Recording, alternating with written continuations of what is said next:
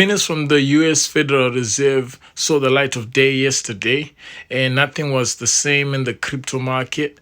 We saw Bitcoin losing its 46K support as well as its 50 EMA support. Bitcoin was trading as low as 42.8K, and it's currently trading at 43K. We're going to be breaking down what's going on with Bitcoin and its behavior in this consolidation phase. How low can it go from here, as well as how we can wait to see the signs of a turnaround, of a possible reactivation of a bull run, of a bull trend, and which level we are and how further down Bitcoin can fall from here. Since we've lost key areas of support, the next key areas of support will be around 38K. And if we lose 38K, then we'll be breaking down the next major area of support would be around 30K, 31K. So we're just going to move down to a daily chart.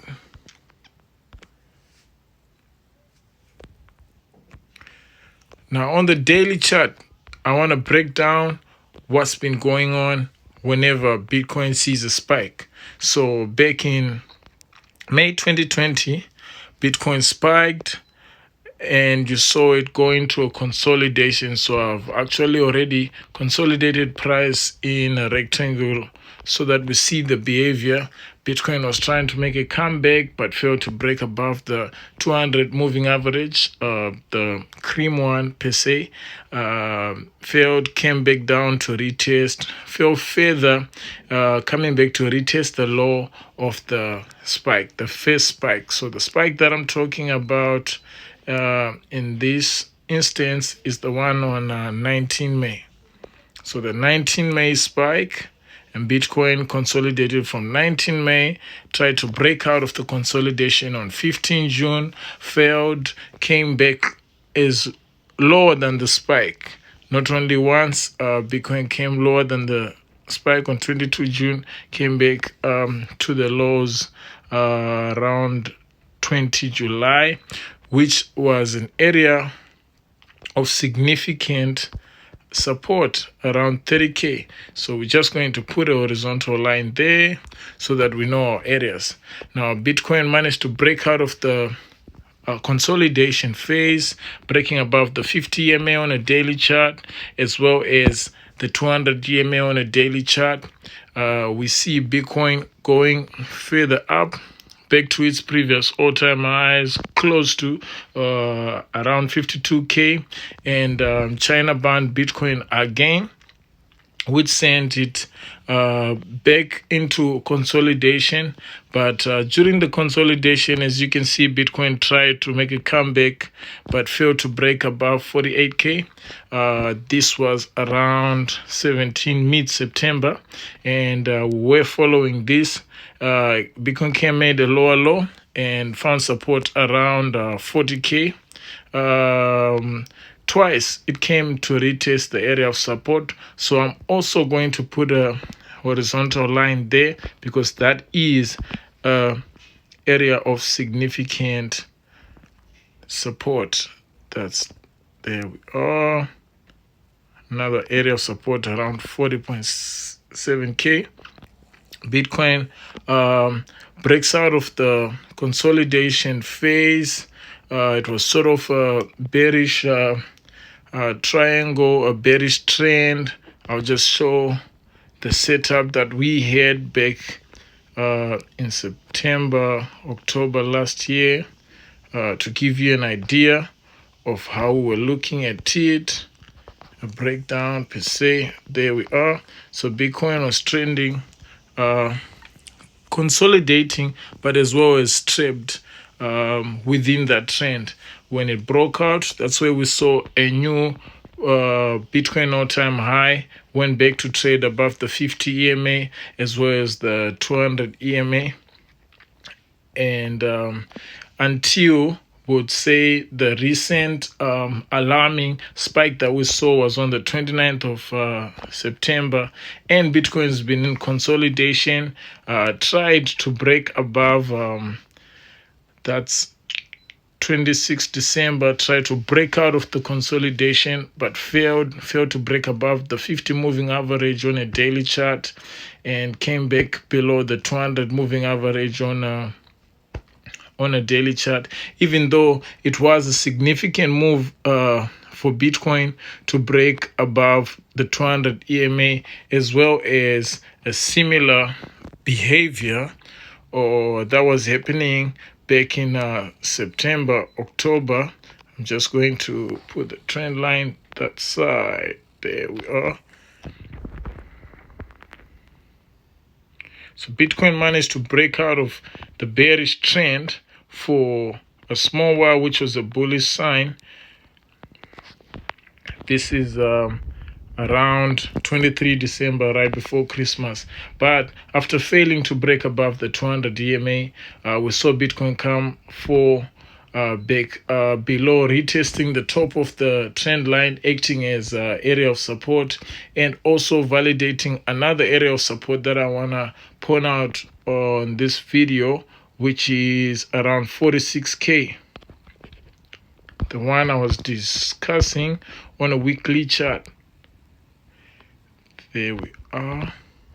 So 46K was a significant area of support, basically after the spike, and as we saw the consolidation around, would say, there we are.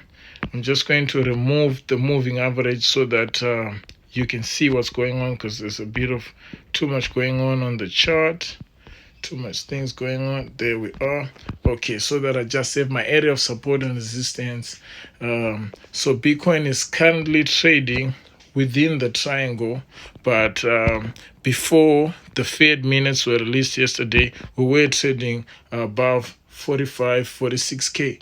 But after the Fed minutes were made public, we saw the price drop as low as 42K yesterday, about 42.6K.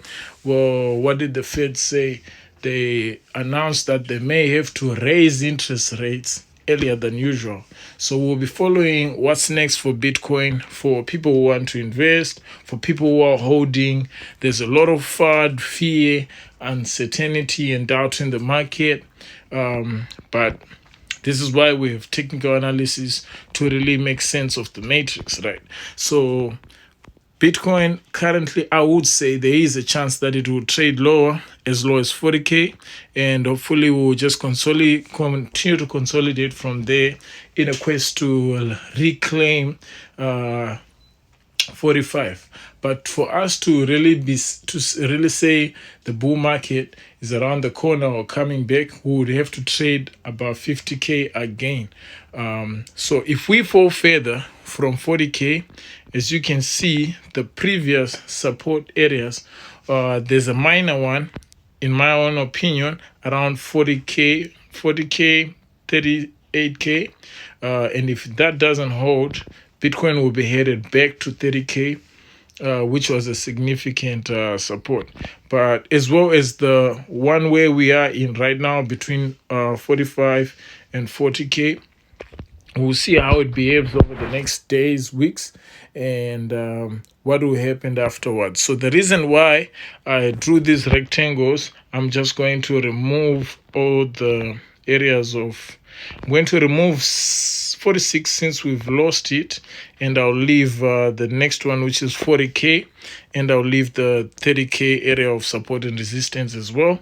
So in this part, I'm just going to cover the behavior of Bitcoin after a massive selling of billions of dollars in one day or in one session. So as you see, there's a spike, and then you see consolidation for the next coming days, as there was in mid-May, and there was consolidation.